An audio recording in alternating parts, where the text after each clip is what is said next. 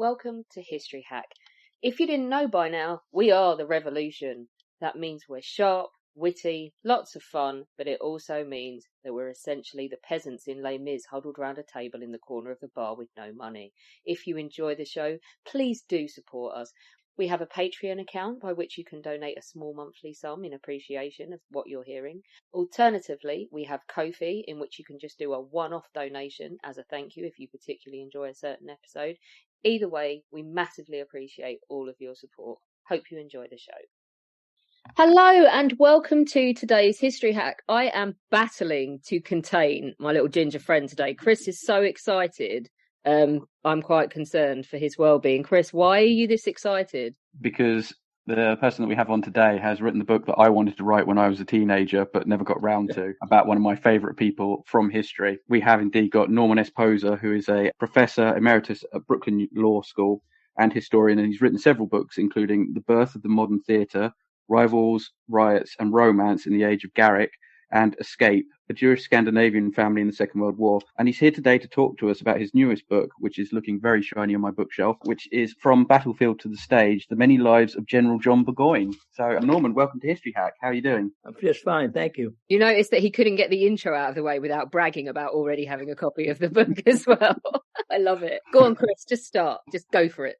For the people that don't know, who was John Burgoyne and what was his early life like? He came from a military family. He was born in London, and he was sent to Westminster School when he was 10 years old. And he was there for 5 years. And that was an interesting part of his life because his teacher, the headmaster, man who was a Reverend Nicol, was a very unusual man.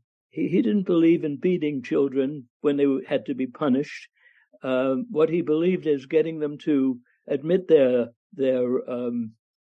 wrongdoing, and he thought that the contempt of his classmates was much more effective in punishing than beating him with a stick.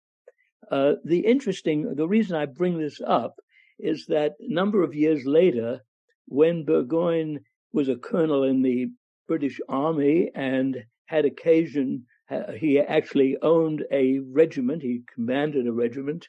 I believe very strongly that the teachings of Reverend Nicol were very influential in the way he treated his men.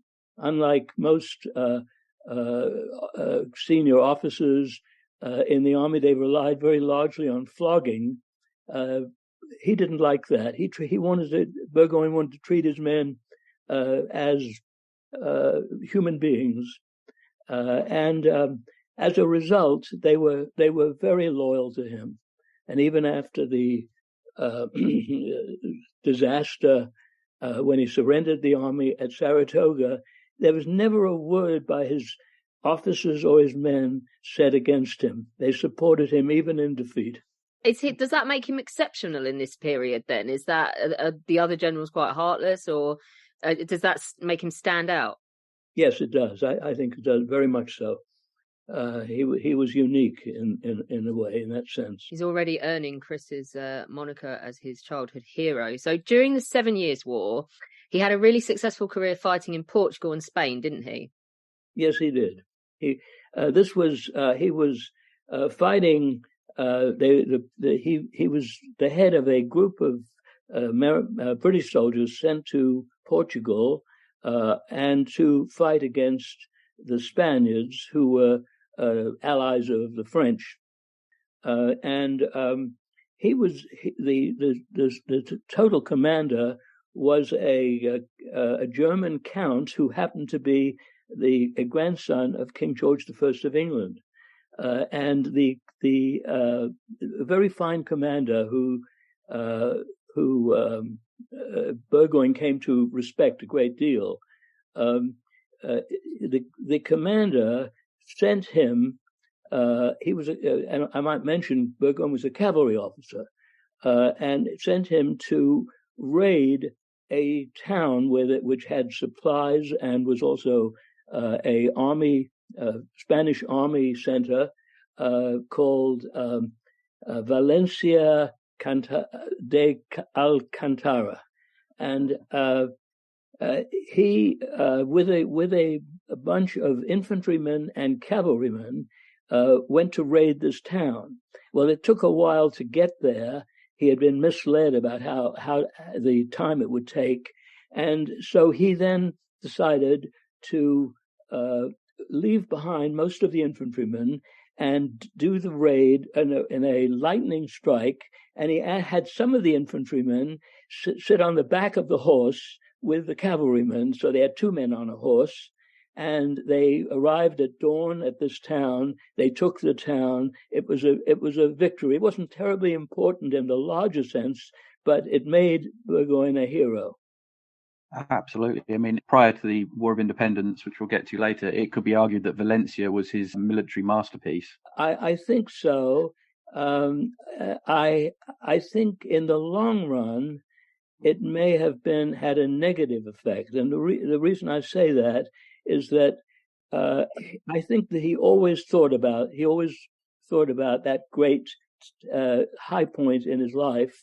And when he was a general in America, in many ways he acted like a colonel.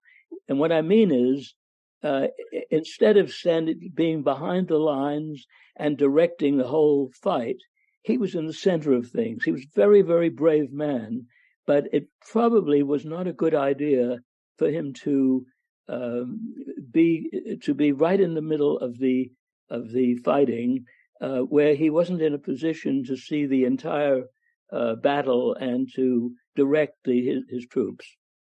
During the Saratoga campaign, Fraser found out how that was a bad idea about being in the front line with American sharpshooters. Yeah.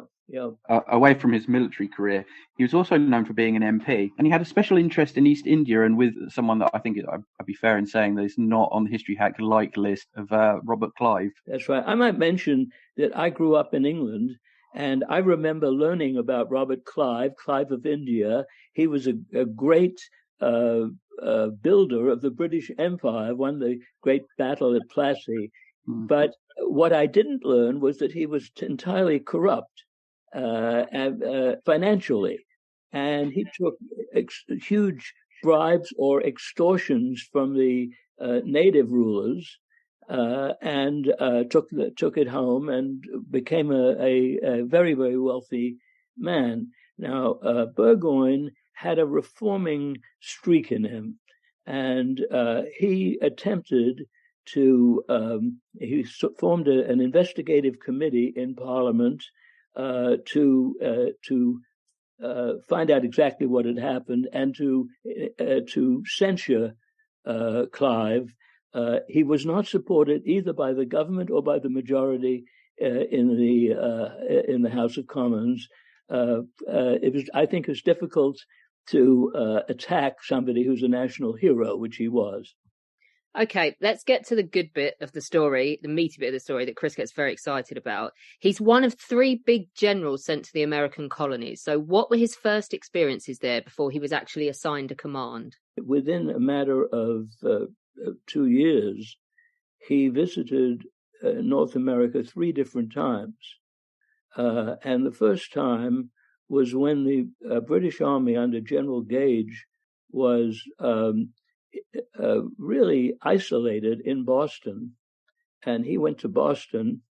Their only escape was by sea, because they controlled the sea, and he was very frustrated in the fact he did not have a command. He said that his job was to see whether the soldiers' kettles were boiling or something like that. At any rate, the interesting and the important thing he did on that stay in assignment, I should say, in Boston, was that he was present at the Battle of Bunker Hill. The Battle of Bunker Hill was one where the British tried to give what Burgoyne called more some elbow room and attacked the British there. Attacked the Americans there, and he was assigned to control the artillery. And the only thing he did was General Howe, who was in charge of the attack on Bunker Hill, ordered Burgoyne to fire on a neighboring town of Charlestown, where sharpshooters were firing on the Americans. He did that and set the town on fire. Other than that, he was really a spectator, and he wrote a very interesting letter describing the battle to his nephew.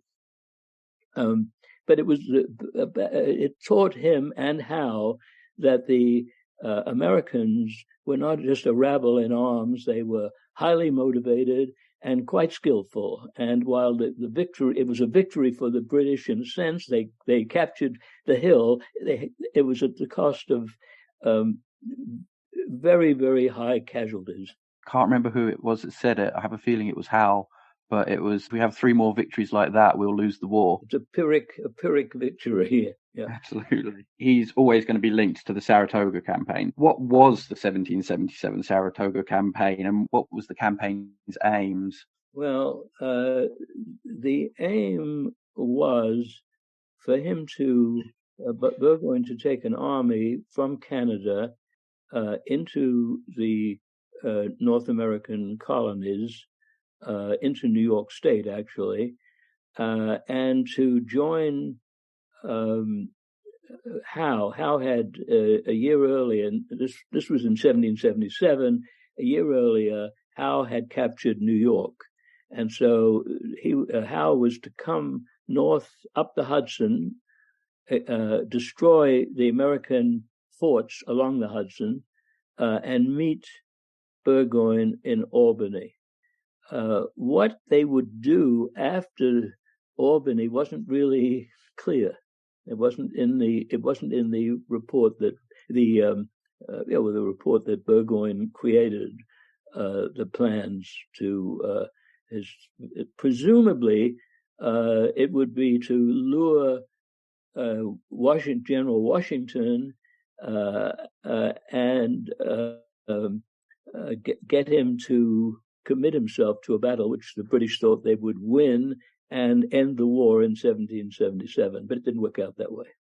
You do I always get the pronunciation wrong, the siege of Fort Ticonderoga, which went really quite well. That was quite a spectacular one for the British.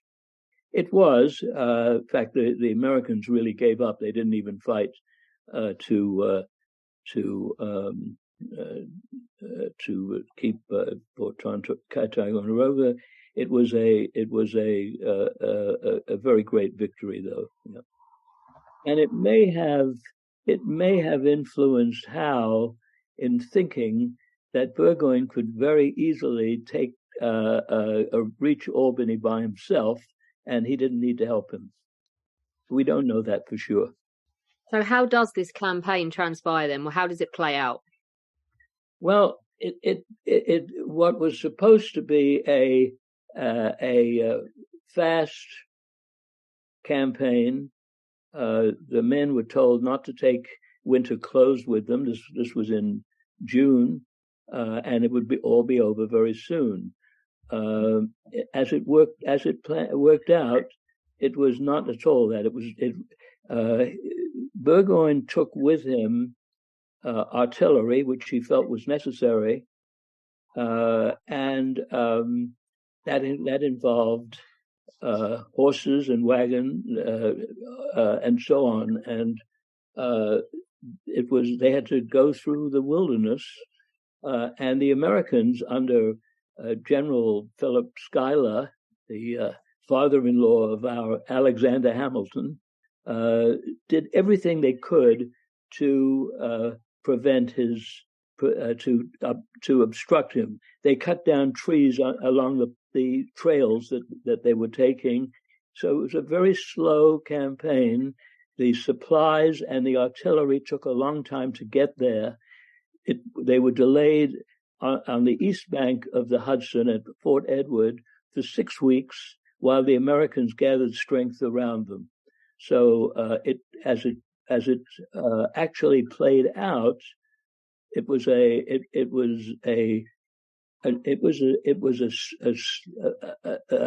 trudge, and it went very, very slowly.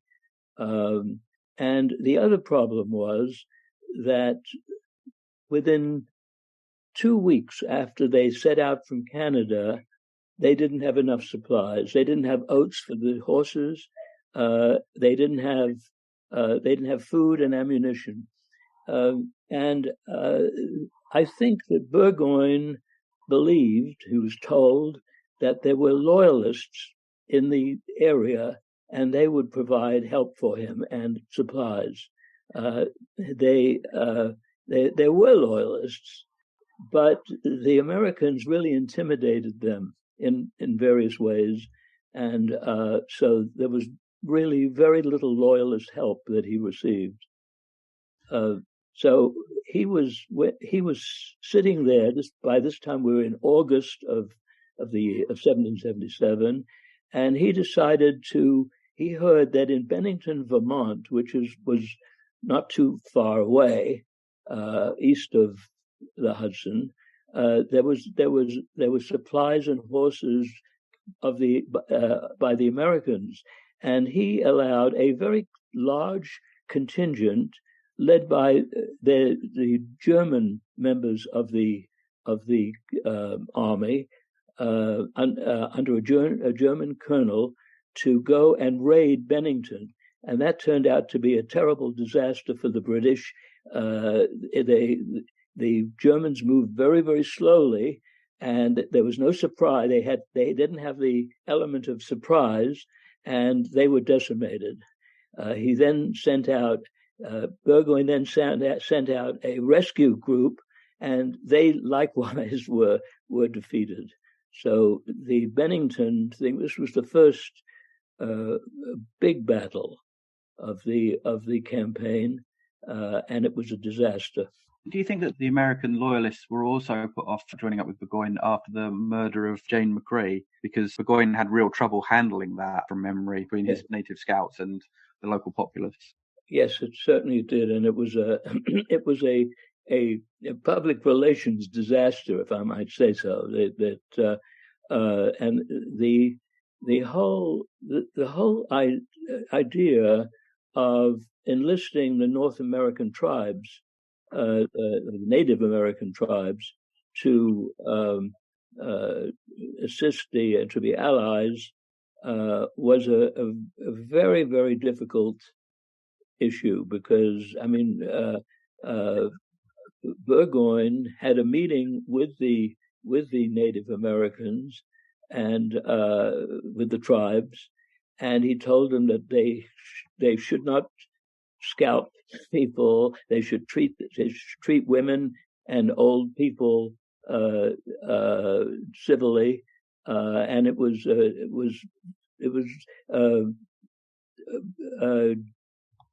Edmund Burke, who was a friend and ally of Burgoyne back in London, he got up in Parliament and made fun of Burgoyne. Said, "Well, it's as if they decided to open up the menageries and but tell the animals not to kill anyone."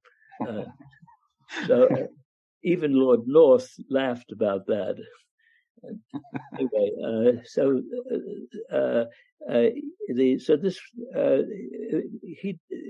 it was a great problem. I mean, he wanted the tribes to hand over the killer of Jane McCrea, and who's a young woman engaged to a British loyalist who was with the Burgoyne expedition. But he was told that if he did court-martial or execute the killer, the natives would revolt. They'd go home and murdering on their way to some of the settlements. So it was a disaster. And if he hadn't used the the Native Americans. Probably the Americans would have used them. So it was a no-win situation for him. Absolutely. But talking of disasters, I suppose I should bite the bullet and ask the question. 7th of October, 1777, John Burgoyne has to surrender at Saratoga to Horatio Gates, and the campaign has a massive effect on the war in general. It lets the French in. But how much responsibility should Burgoyne, as the commander, shoulder for himself, and how much was out of his control?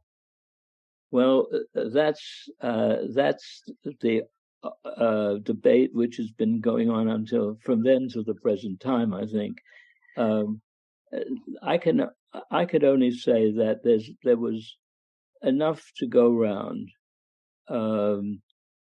Burgoyne's running of the campaign, as I mentioned, was faulty, maybe largely because of the lack of logistics of making sure everybody get fed and that they had an ammunition and so on. This whole system was at fault in that sense. There was no central commissary. It was everything. When he got to Canada in order to lead the army into the colonies, he found very little had been done, and he had to then try to get wagons and food, supplies, fodder for the horses, and so on. And he did not, and so that wasn't entirely his fault. But he led an expedition that, in a sense, was almost doomed from the very beginning. And then the other thing was how which I've mentioned before. He didn't really run the army as a general. He ran it sort of like a colonel, as he had in Portugal. But the Howe is a lot to blame. Howe knew that what the plans were, but he decided he actually acted as if Burgoyne wasn't even on the continent with him. And he got permission from Lord Germain, the Minister of the Colonies in London, to take his army and take Philadelphia, which was the capital at the time of the colonists, but it really had no strategic value. And he then made it even worse by deciding to take his army by ship instead of by land. His brother, Richard Howe, Admiral Lord Richard Howe, was in charge of the British fleet off there. So that he arranged for him to do that. He did take Philadelphia. But meanwhile, the two armies, the only two major armies in America, were out of touch with each other. And worse than that, there was nothing between no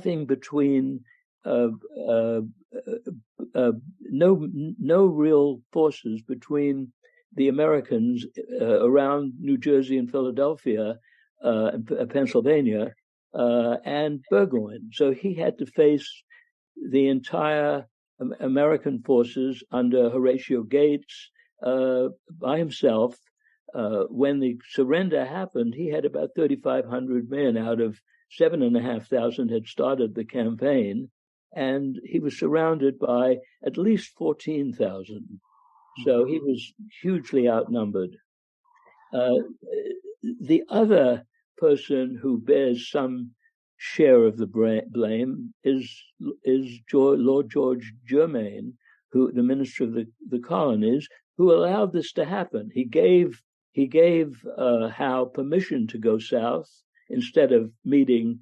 I mean, the king himself had said it's essential that they should meet in Albany, and at least the British forces would be unified, and maybe they could then together attack New England, which was the real center of the American rebellion, and maybe win the war. but I think it's a possibility. Nobody will ever know. But he was also blameworthy. Personally, might grudge, and I know it probably doesn't stand up well in history, but Sir Henry Clinton could have done a lot more. I mean, he hangs Cornwallis out to dry at Yorktown as well. So if he actually point blank refused to march to Burgoyne and then sent a few troops some of the way and then just went, "Nah, it's no problem, turn back, we'll head back to New York," and Clinton bothers me. Well, he didn't have very strong forces with him, because Howe had taken most of the army with him to Philadelphia.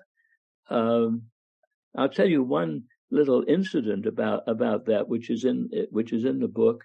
While this was going on, and Burgoyne up there, it's near around Saratoga, was communicating by messenger with Clinton. He sent a messenger down with a message. I believe it was inside a bullet cartridge, and telling him that they were in deep trouble and they were running out of food, and they should make haste.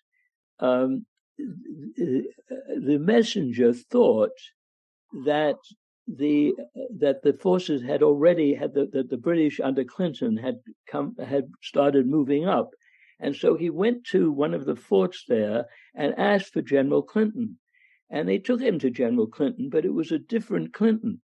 It was General, I think his name, I'm not sure, it's in the book, but George Clinton maybe. And when he discovered it, he swallowed this the bullet with a message.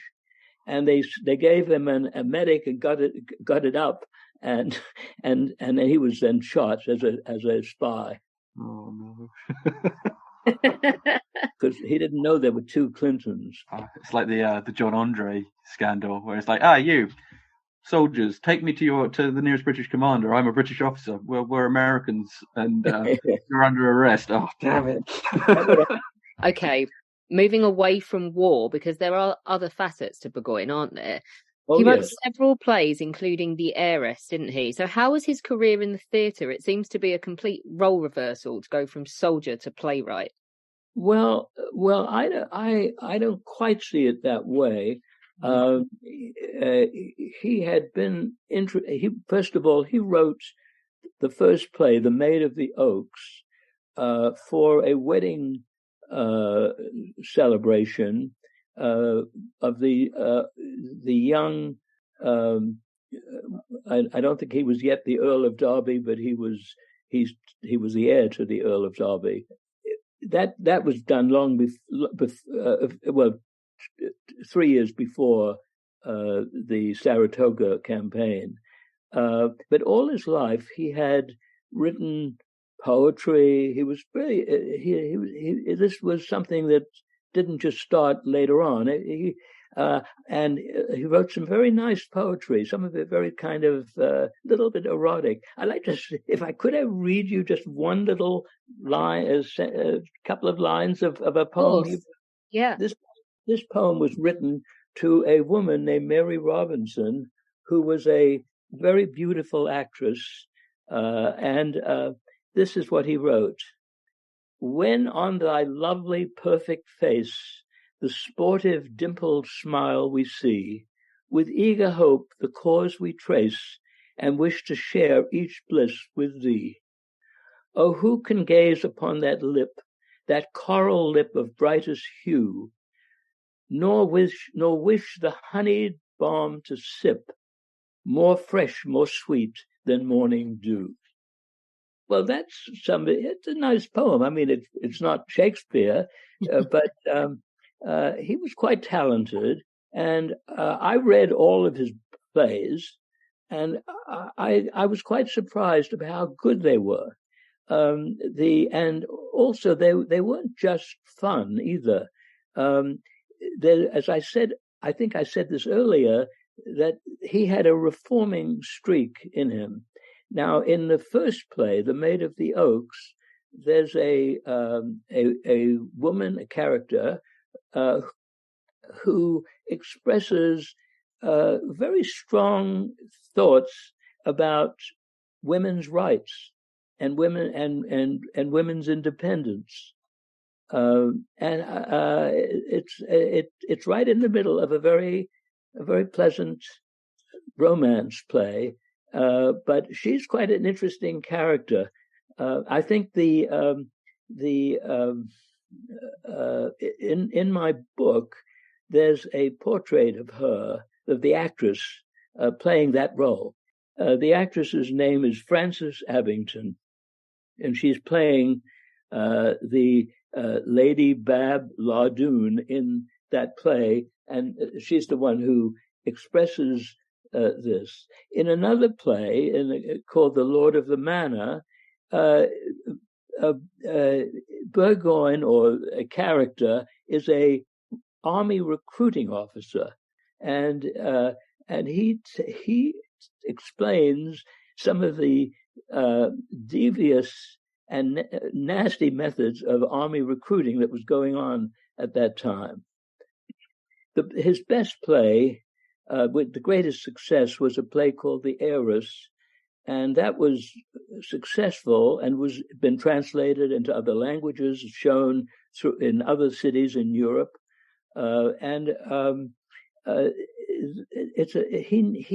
it was a social satire, but he knew this. He knew the social scene in England of the upper class people, and it's a very nice play, and I used a few lines out of it that I thought were quite funny. He was against social climbers, and they didn't get very. They were, and that's what they are in this play. So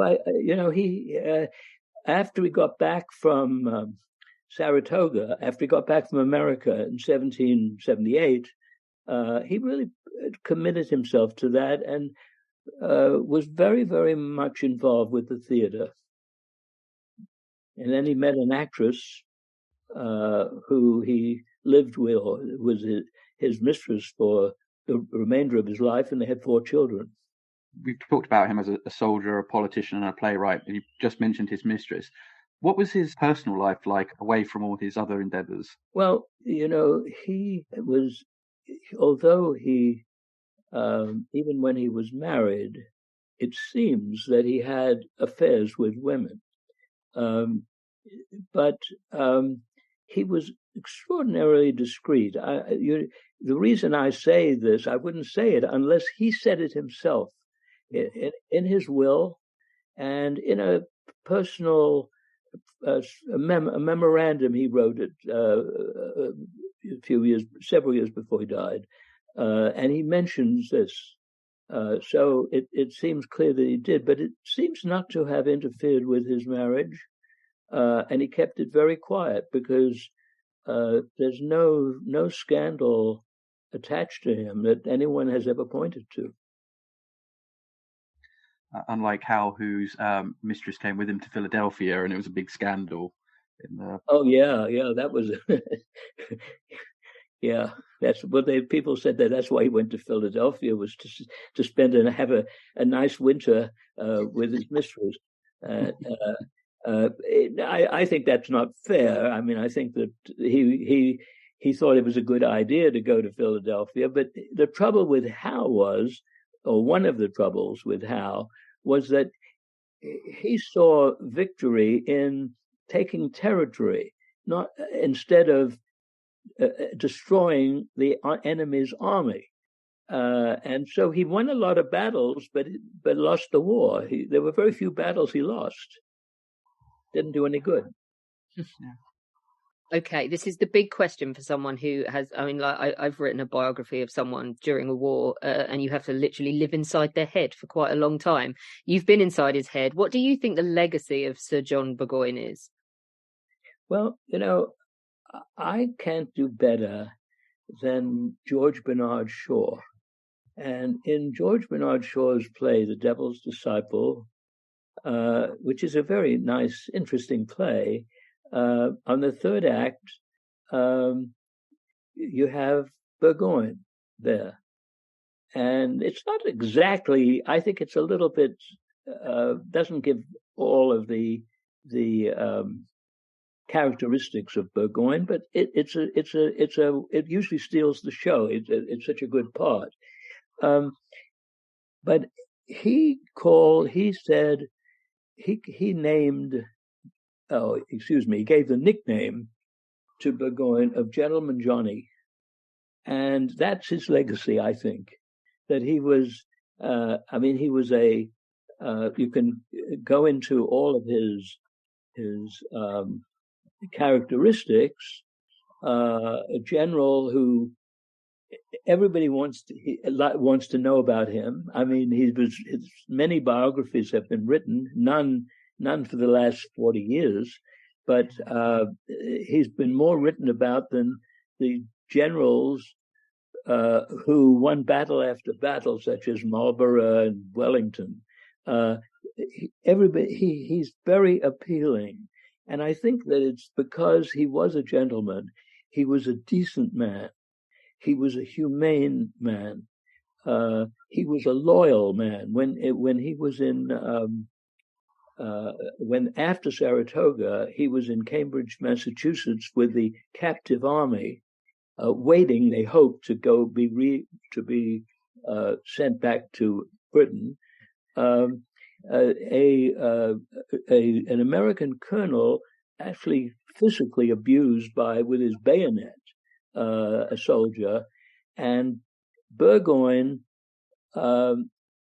asked the commander there, the American general, that this man be court-martialed and the general agreed, and Burgoyne said, "Well, I'm not going to leave this to any of my subordinates to prosecute this man. I'm going to do it myself." And he did. I've read the transcript of this court-martial, and he made a good lawyer. He lost because how could he win with a court-martial composed entirely of American officers? But yes, he had all these fine qualities. In addition to his physical bravery, he had so many good qualities, and I think it's that made him live even today. Because those are the qualities everybody has always respected: loyalty, honesty, decency. And that's all encapsulated, I think, by that nickname that Shaw gave him. Some of my predecessor biographers have Burgoyne's men calling him Gentleman Johnny, which shows it's wrong. It was invented by George Bernard Shaw 100 years after Burgoyne died. Norman, this has been fantastic.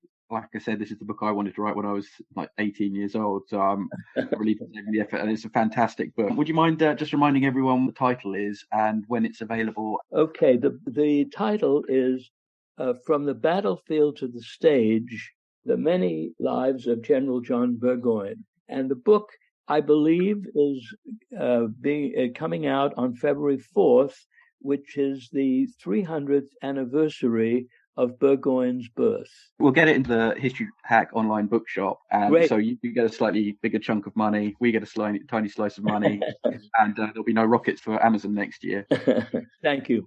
Our incredible guests give us 45 minutes of their time to join us and talk about their work or their new book. This is just a small taster. As a result, we have launched our very own bookshop on bookshop.org, where you can find our guests' latest books, you can support them, and you can support us on History Hack. 10% of every sale via our bookshop supports the podcast and allows us to keep going and bring you more top-of-the-line guests.